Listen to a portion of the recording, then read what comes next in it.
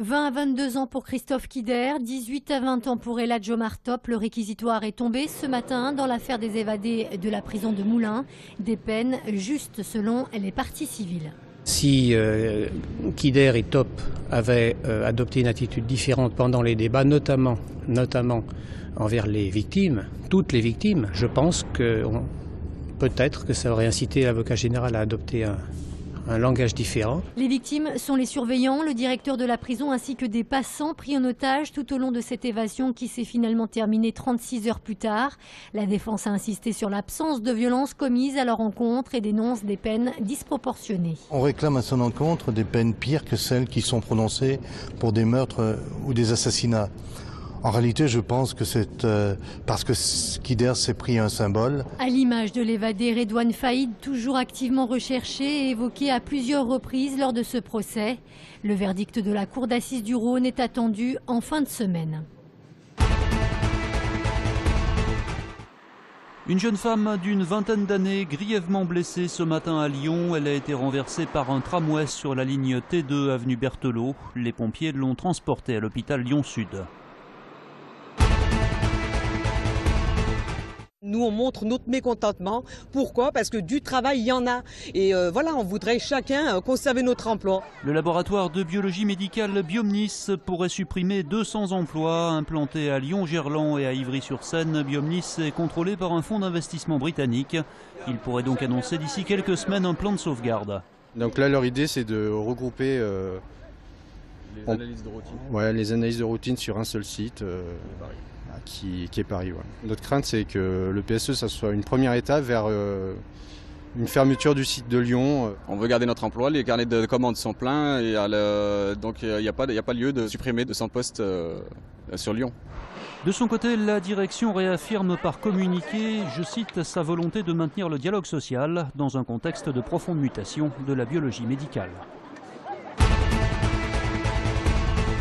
Le grand déballage a bien eu lieu. Comme l'ensemble des membres du gouvernement, Najat Vallaud-Belkacem a dévoilé aux Français son patrimoine.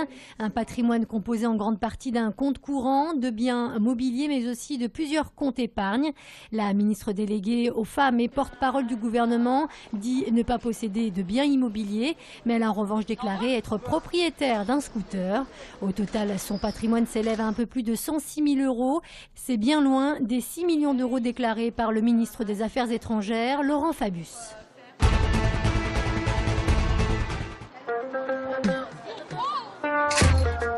Des escaliers, des métiers à tisser la soie, pas de doute, on est bien à la Croix-Rousse. Le mur des Canuts 3e version vient d'être achevé après 3 mois de travaux. On y trouve à présent un mur végétal, des travaux, toujours des travaux, et on retrouve des habitants du quartier qui ont bien grandi et bien vieilli. Alors là, on a une petite scène avec une famille de 4 personnes.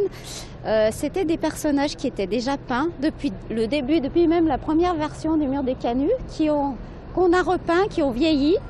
Et la jeune fille, par exemple, qui est assise sur l'escalier, était dans les bras de son papa il y a 15 ans de ça. Une tonne de peinture, 60 pinceaux et autant de rouleaux, c'est ce qu'il fallait pour écrire une nouvelle page de l'histoire de la plus grande fresque d'Europe. Un trompe-l'œil plus vrai que nature qui conquit touristes et habitués.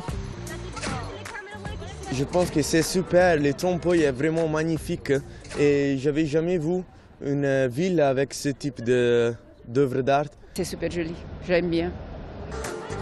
Mais on ne vous dit pas tout, car la meilleure façon de découvrir le mur des Canuts, c'est encore de venir le voir.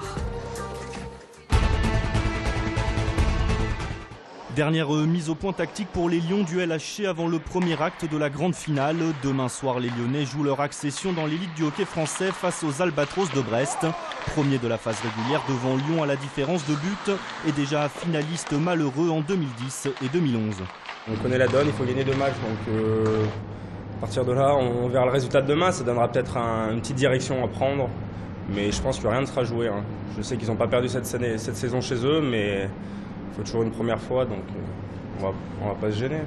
13 ans déjà que la patinoire Charlemagne n'a plus vibré au rythme des joutes de la Ligue Magnus. Depuis août, le groupe lyonnais est tourné vers cet objectif. Et après la remontée du club en première division il y a 2 ans, les hommes d'Éric Medeiros n'ont jamais été aussi près de l'exploit. On travaille sur ce plan triennal qu'on a entamé cette année pour accéder à la Ligue Magnus. On est un petit peu en avance, on ne pensait pas forcément atteindre la finale et jouer la montée cette année. Si on y arrive, et on va tout faire pour y arriver, tant mieux. Si on n'y arrive pas, on sera déçus et justement ça nous permettra de revenir encore plus fort la saison prochaine pour tendre vers cet objectif. Comme le veut la tradition inspirée des hockeyeurs nord-américains, les joueurs ne se rasent pas la barbe tant qu'ils n'ont pas perdu ou gagné le titre convoité. Qu'importe donc le résultat, dans 3 matchs au maximum, les Lyonnais n'auront plus la leur. Reste qu'en cas de victoire, le matin du rasage sera sans doute moins pénible.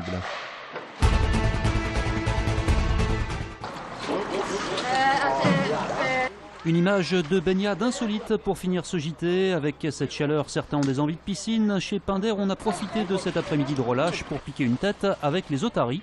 Bon, l'eau est bonne, mais ça sent quand même un peu la sardine.